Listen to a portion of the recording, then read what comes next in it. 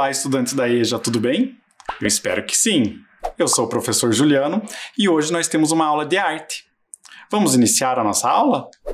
Como vocês sabem, eu sempre trago um pensamento, uma reflexão que nos ajuda aí na nossa aula. É que esse corpo humano é reciclável. Amando, fica mais amável. Arnaldo Antunes. O poeta nos traz uma reflexão sobre o corpo humano. Estamos falando sobre o corpo humano nas artes, nas nossas últimas aulas. E aí, será que o corpo humano ele é reciclável? Ele muda de acordo com os sentimentos que ele possui? O poeta afirma que amando, o corpo fica mais amável, ou seja, fica mais bonito, fica mais cheio de sentimentos. É uma frase que nos chama a atenção, um poema muito bonito, não é mesmo? Então, o título da nossa aula é O Corpo Humano, Cor e Movimento. Eu gostaria que agora vocês pegassem o caderno de anotações, a caneta, e vamos tomar nota da data e o título da aula de hoje. Vamos lá?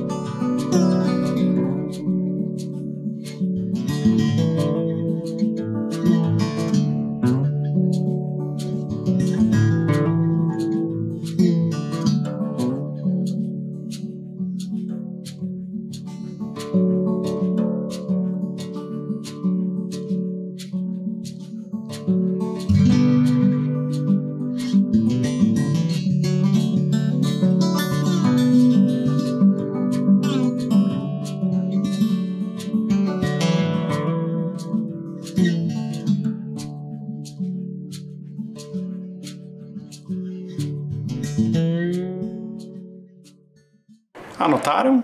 Eu espero que sim. Vamos continuar? Vamos recordar um pouco sobre o que falamos no último encontro. Falamos sobre como o corpo humano é tratado de maneira científica nas nossas aulas, não é mesmo? Falamos que a preocupação não é na ciência de mostrar o corpo com toda a sua sentimentalidade, a sua beleza, a sua poesia. O compromisso é em tratar da sua funcionalidade, não é mesmo? Ou seja, ali nós temos imagens do sistema muscular, o sistema esquelético, o sistema digestório, e ali não temos qualquer preocupação com a beleza, a sentimentalidade do corpo humano. E também temos uma pergunta ali. Como que o corpo humano então é representado nas artes? Obviamente, de uma maneira diferente. Aí nós vamos fazendo um apanhado, levantando situações onde o corpo humano aparece representado nas artes, desde muito antigamente até tempos mais atuais. Então ali nós temos lá na antiguidade a arte rupestre, que é aquela arte feita nas paredes das cavernas, mostrando ali o cotidiano humano em situações da vida, não é mesmo? E vejam, ali não havia ainda preocupação em detalhar a forma humana. A preocupação era de deixar registrado como ocorriam as ações, as situações em que eles viviam, situações relacionadas à caça, aos utensílios utilizados, ao convívio com os animais. Então, por mais que não tenhamos contato com um tanto de detalhamento da forma humana, é possível diferenciar ali o corpo humano dos animais, por exemplo, ou alguns utensílios que são utilizados para aquelas pessoas naquele momento. Então, essa é a arte rupestre. Com o avançar aí do tempo, foram criadas outras situações, até mesmo a elaboração de esculturas. A Vênus, de Willendorf, também é uma obra de arte que é datada de milhares de anos atrás. Vejam ali a representação do corpo feminino, as formas volumosas.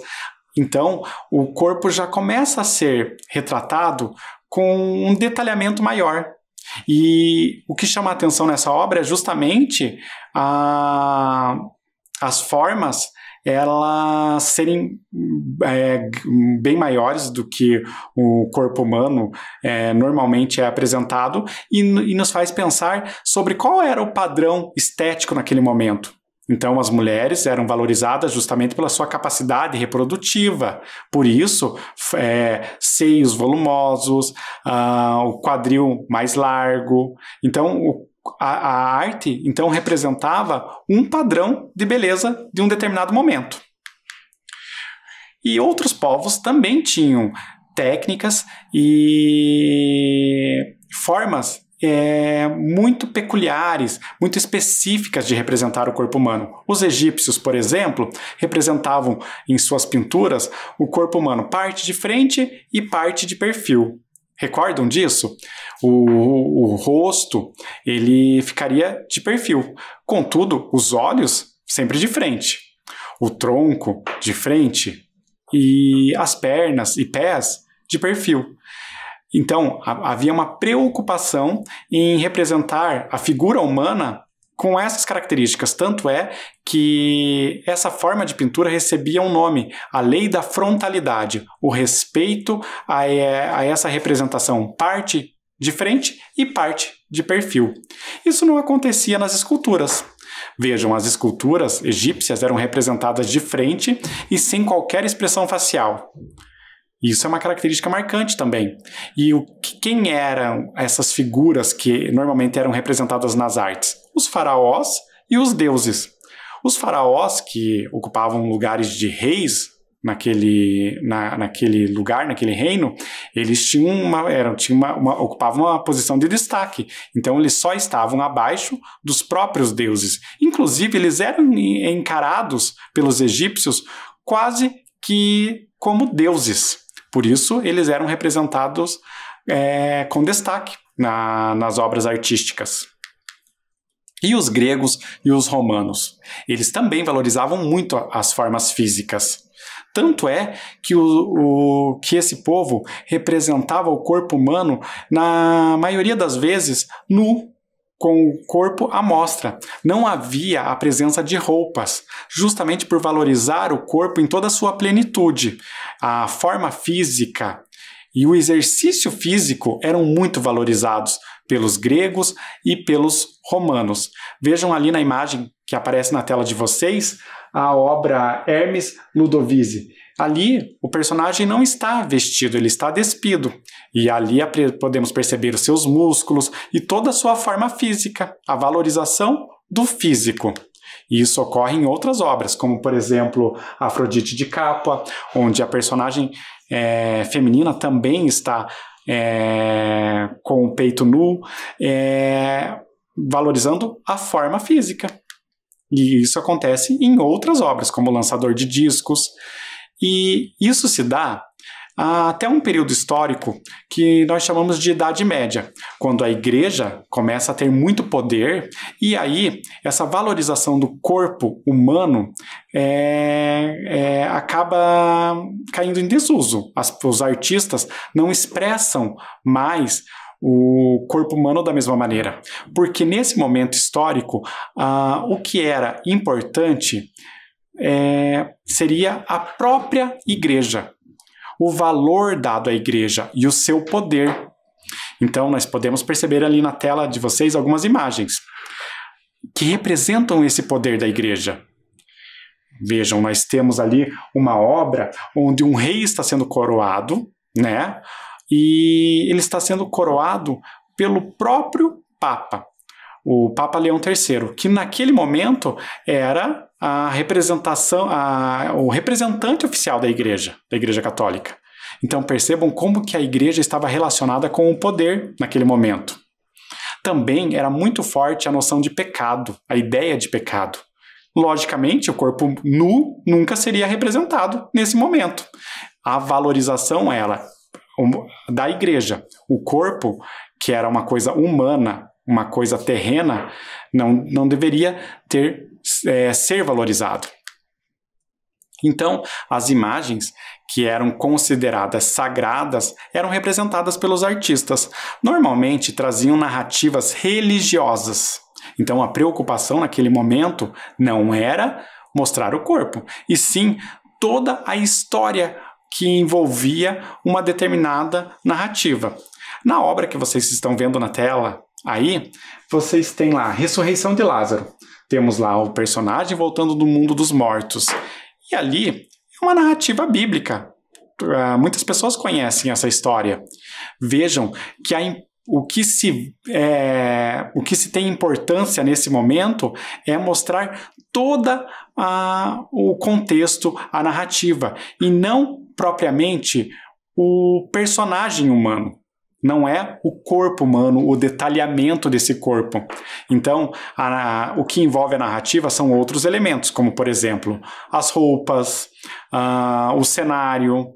São outros elementos que chamam mais a atenção de quem vai apreciar essa obra. Temos ali, depois do fim da Idade Média, o Renascimento, quando os artistas voltam a representar o corpo humano, justamente por se voltar para aquele olhar greco-romano, onde a forma física era valorizada.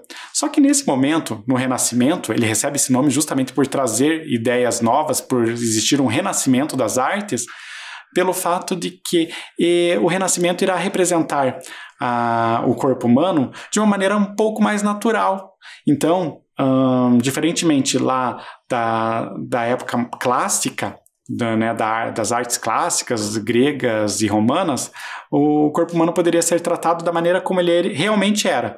Por isso, ali no caso, a personagem feminina tem formas que não precisam estar relacionadas a um corpo pleno, com músculos à mostra. Então, mostrando como era o corpo na sua realidade. Vejam que a obra que nós temos na tela é O Nascimento de Vênus. Falamos bastante sobre esse nome na última aula, não é mesmo? Vênus é uma deusa grega, deusa do amor e da beleza. Uma deusa romana, perdão. A deusa grega se chama Afrodite. Ambas têm um mesmo significado, representam o amor e a beleza. Nesse caso, Vênus surge para a humanidade mostrando toda a beleza do seu próprio corpo. Então, no Renascimento, volta-se a pensar no corpo como algo belo. Pedimos, inclusive, para que vocês fizessem um esboço de um desenho, não é mesmo? E nós fizemos 2 etapas de um desenho, mostrando como que eu posso fazer um esboço, iniciar o traçado. Recordam disso? E aí, será que vocês conseguiriam fazer um traçado mais aprimorado, formando um corpo humano completo? que seria a terceira figura mais à direita da tela de vocês? Será que vocês conseguiriam fazer isso? Eu vou dar um tempo para que vocês façam esse desenho. Vamos lá?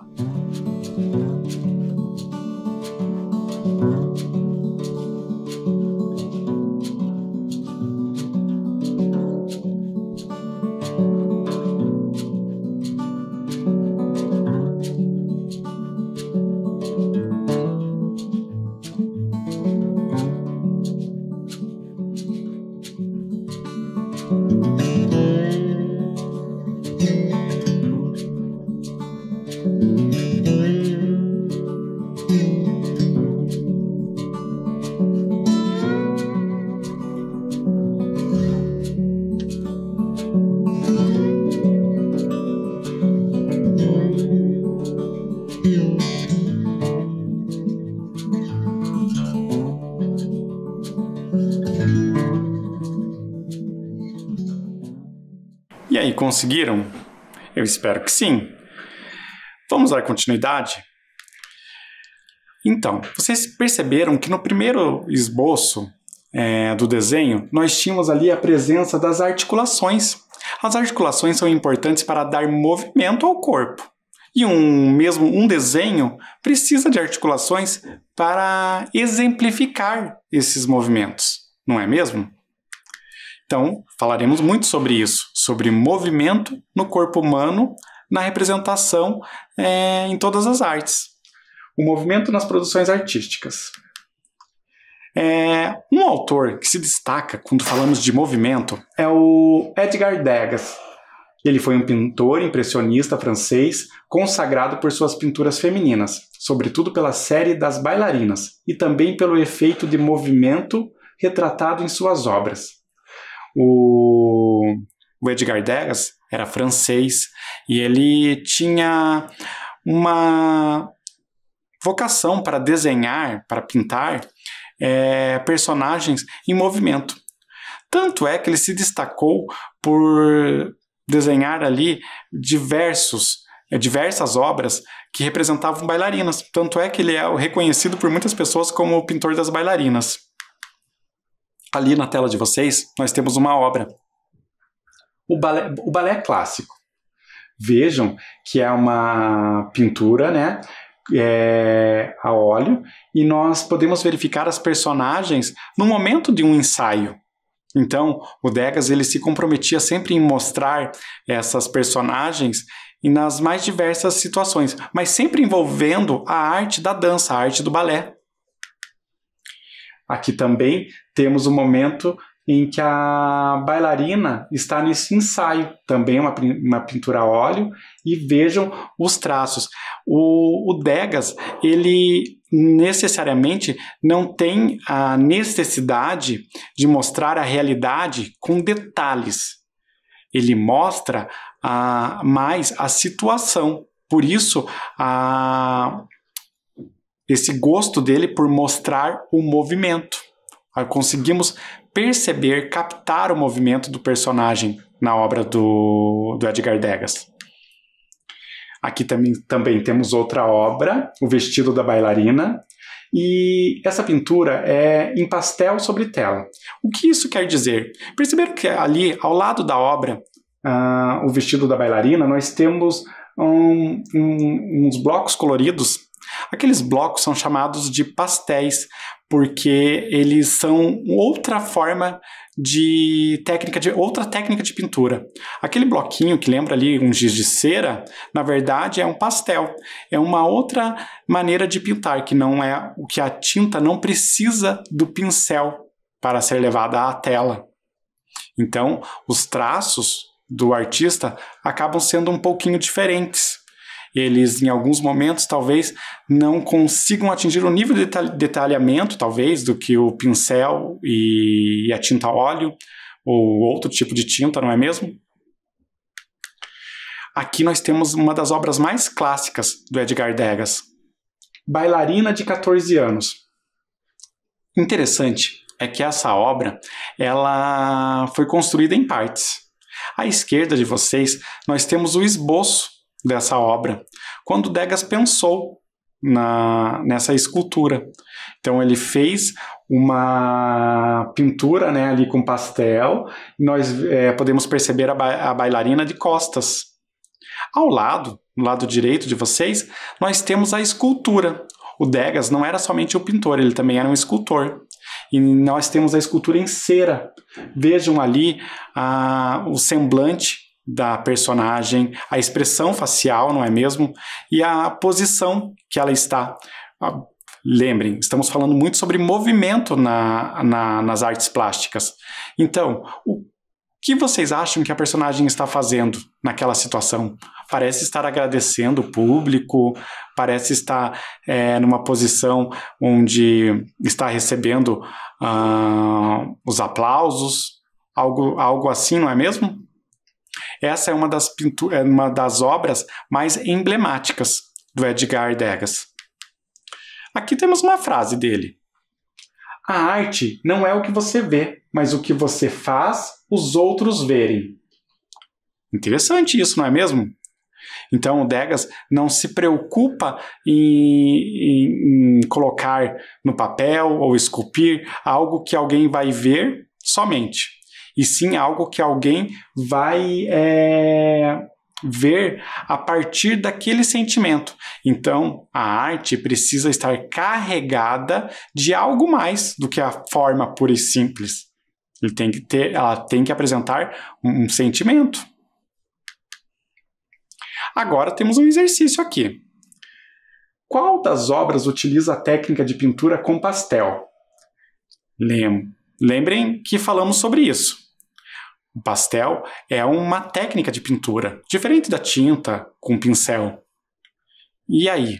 Qual delas possivelmente ali foi criada com pastel? Eu vou dar um tempo para que vocês pensem sobre isso. Vamos lá?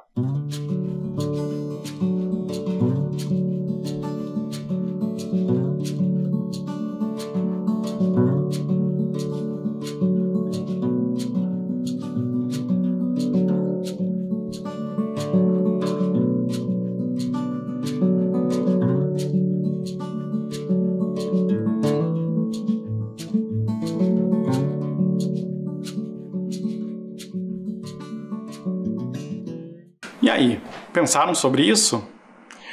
Então, a tela que foi pintada com pastel foi a segunda. Percebam que os traços, eles são menos detalhistas. Os traços são mais espaçados.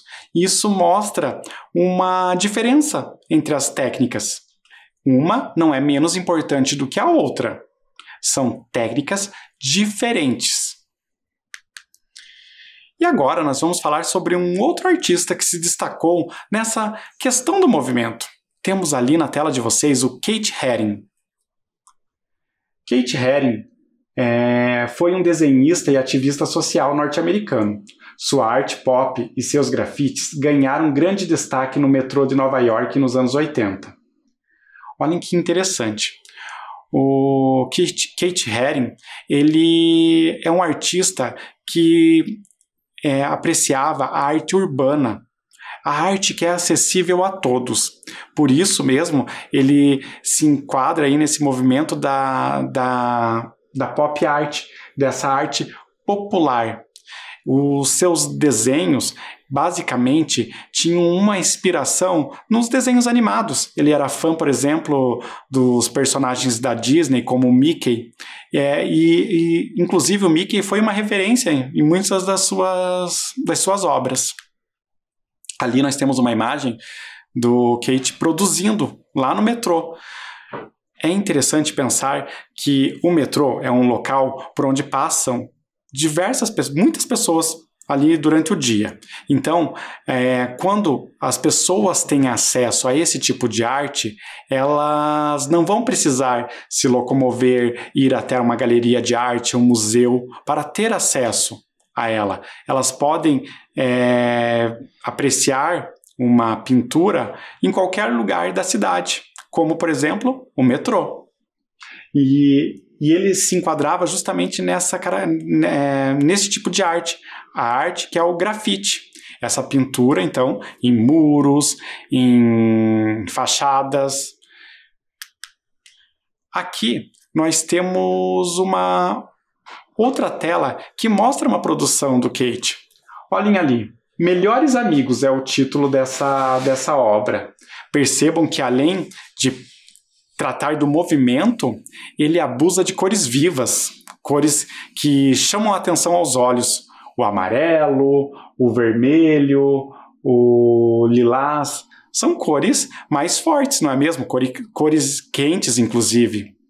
Então, ali nós podemos perceber as características do artista, além desse traçado mais suave. As formas eram muito mais suaves. Vejam que a silhueta do corpo humano ela é construída de uma maneira um pouco mais simples, porém com muito valor. Nós temos aqui uma outra obra, que é um pôster, e ali mostra vários personagens.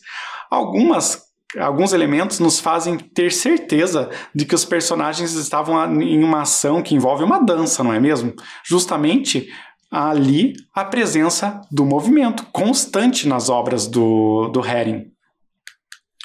Uma das suas obras mais reconhecidas, que acabou se tornando quase uma assinatura, ou seja, uma obra tão marcante que representa o artista, é o Bebê Radiante. Verifiquem ali também um bebê engatinhando, né? Um ser humano, bebê, uma criança, também em movimento, né? Engatinhando.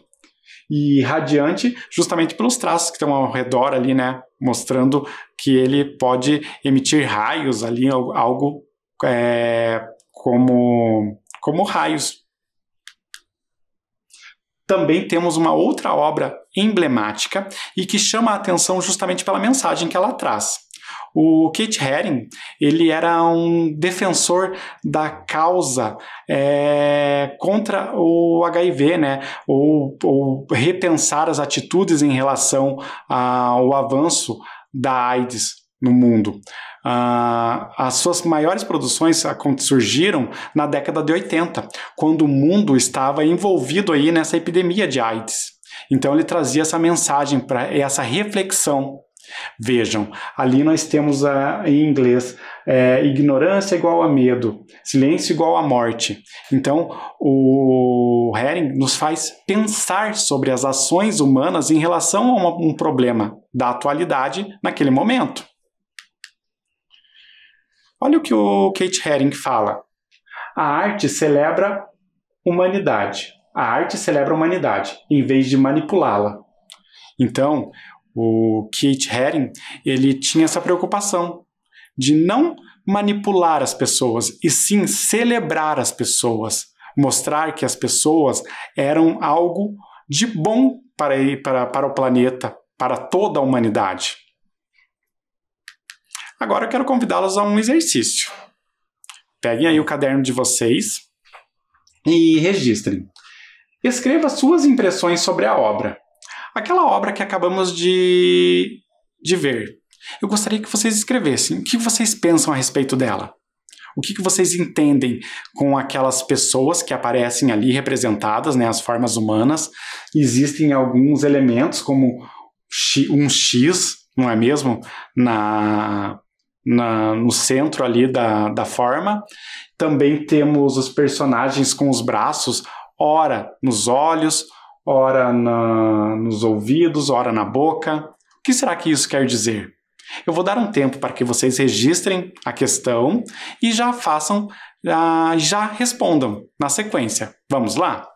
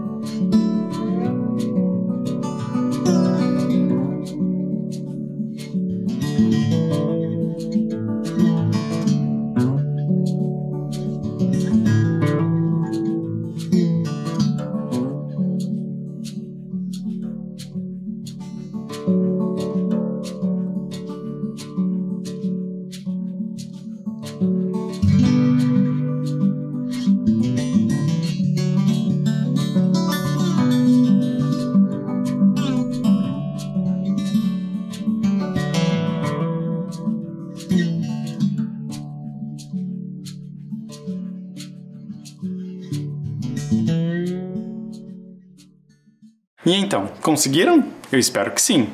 Vejam, todas as impressões que vocês colocarem no papel têm a ver com aquilo que vocês acreditam que possa estar sendo transmitido na obra. Então, são informações muito particulares. O que você conseguiu absorver a partir da leitura dessa obra. Então, algo que chama bastante atenção é o fato de que os personagens, em alguns momentos, colocam as mãos sobre os olhos, em alguns momentos sobre os ouvidos e também sobre a boca. Será que não é uma ideia de refletir sobre não vejo, não falo, não escuto? E o artista tinha um tema recorrente, conforme falamos anteriormente. Discutir o crescimento, né, o aumento da AIDS naquele momento em que ele representava a sua arte. Então, será que ele não estava tentando falar sobre isso? Então, aí, cada um de vocês vai responder de uma maneira. Certo, pessoal? Vamos seguir? E agora eu tenho uma outra proposta. Vejam ali na tela de vocês. Tente registrar um dos movimentos inspirados na obra de Keith Haring. Então, temos diversos personagens ali na obra ao lado. E cada um deles está fazendo um movimento, certo? Eu gostaria que vocês fizessem um registro de algum desses personagens e o movimento que eles estão executando. Ou seja, eu queria que vocês recriassem parte dessa obra no papel. Vocês não precisam nem se preocupar com o enunciado desse exercício. Basta registrar. Se possível, deixem registrado também o nome do autor que vocês se inspiraram, no caso ali o Keith Haring. Vamos lá? Eu vou dar um tempo para que vocês façam essa atividade.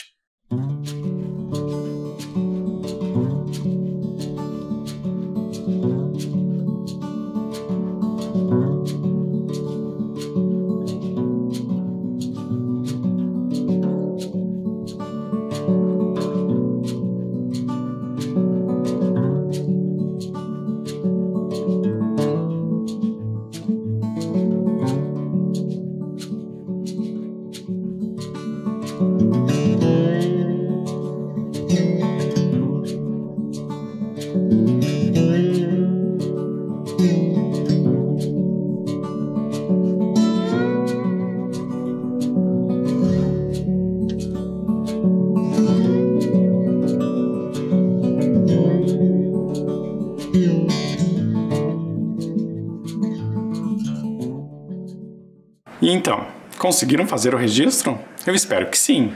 Escolheram qual desses movimentos?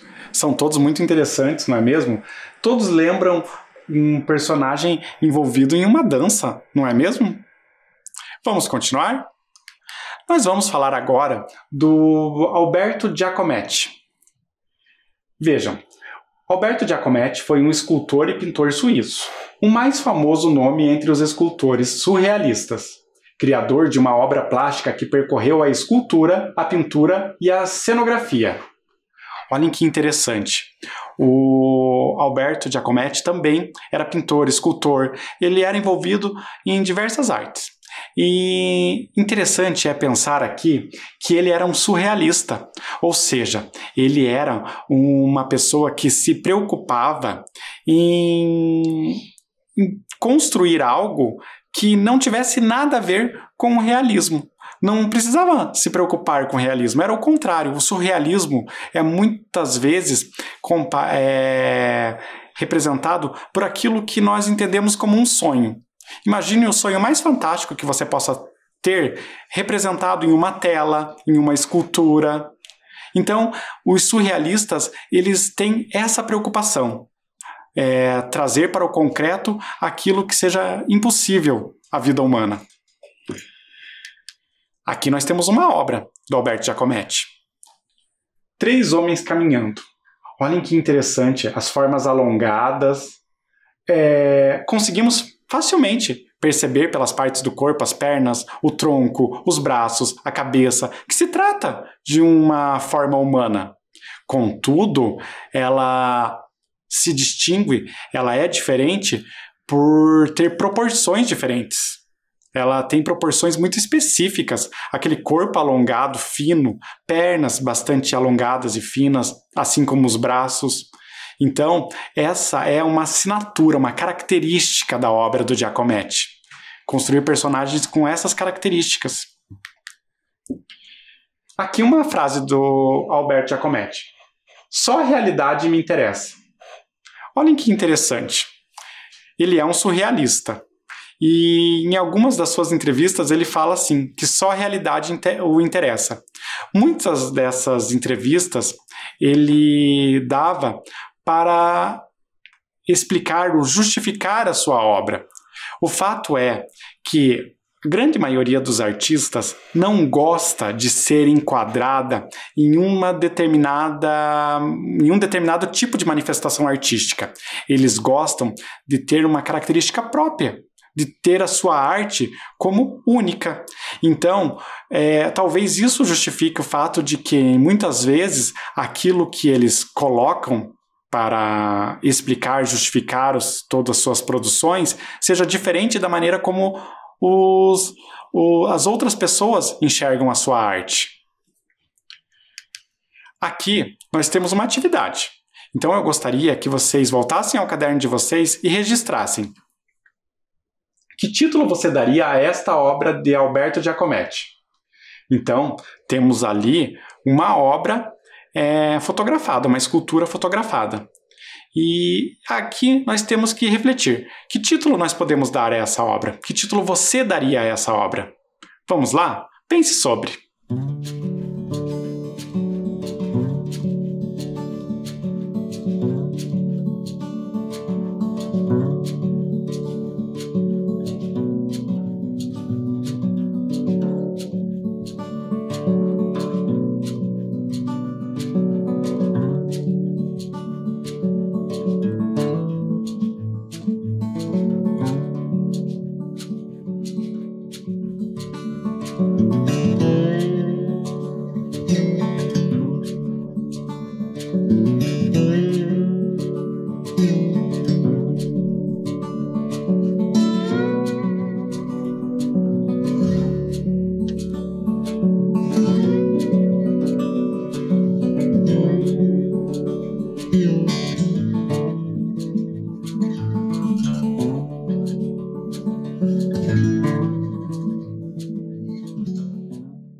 E aí, que título vocês dariam a essa obra? Provavelmente algo que tem a ver com caminhar, com movimento, não é mesmo? Afinal de contas, ali temos um indivíduo caminhando. E agora, inspirados na obra do Giacometti, eu tenho aqui a sugestão com um vídeo, para que nós possamos fazer uma produção nossa, que tenha as características aí do artista. Vamos lá? Vamos assistir o vídeo? Vamos fazer a nossa representação do corpo humano? Vejam, aqui nós temos a nossa representação. Uma figura que apresenta articulações que possibilitarão o movimento. Vejam. Vamos à nossa lista de materiais? Nós iremos precisar de papel alumínio, desses que usamos na cozinha, uma tesoura, fita crepe e um pedaço de papel. Um papel velho, pode ser um papel usado. Primeiramente, vamos precisar amassar o papel, fazer uma bolinha com esse papel. Ela será usada para formar a cabeça do nosso boneco. Vejam, deixem a bolinha bem redonda, certo? Agora, nós iremos envolver essa bolinha no papel alumínio, dessa maneira.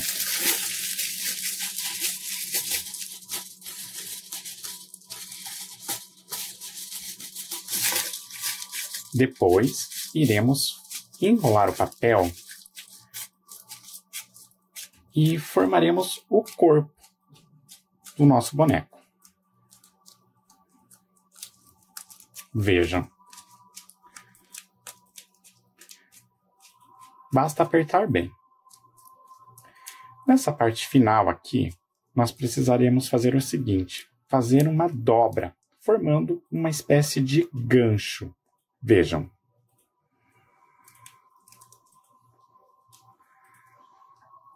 Esse gancho será útil no momento de conseguir fazer o encaixe das pernas. Percebem? Outro pedaço de papel alumínio, iremos fazer as pernas. O mesmo processo. Basta enrolar um pouquinho para poder amassar e aí sim conseguir iniciar a moldagem das pernas.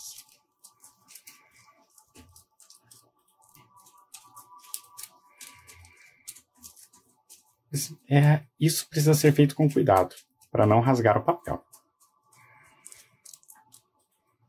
Agora vocês irão dobrar isso ao meio, para que as pernas tenham o mesmo tamanho.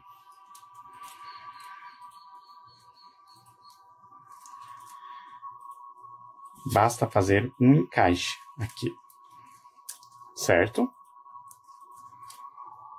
Agora, iremos precisar da fita crepe. Vejam, vamos colar aquele ganchinho que formamos anteriormente.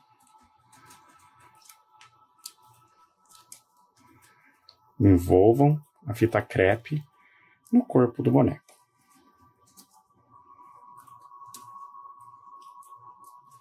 Ainda precisamos fazer os braços. Próxima etapa, então, é formar os braços. Dobrem o papel alumínio para aí sim começar a amassar.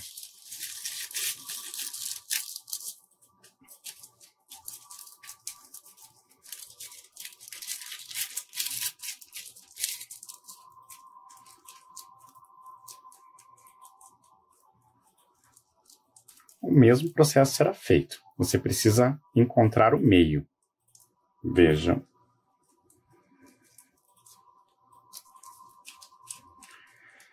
Agora, vamos colocar os braços na altura onde seria o ombro. Basta fazer esse movimento. Para fixar, vamos colar com fita crepe. Vamos usar a fita crepe, conseguindo aqui fixar os braços.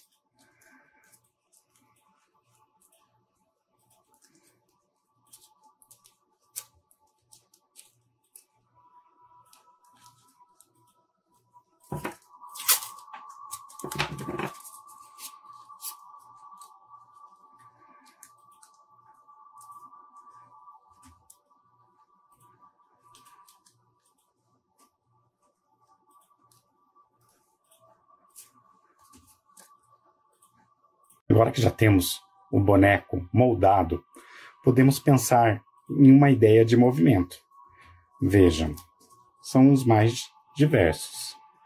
Você poderá pensar em movimentos diferentes para indicar uma ação desse boneco.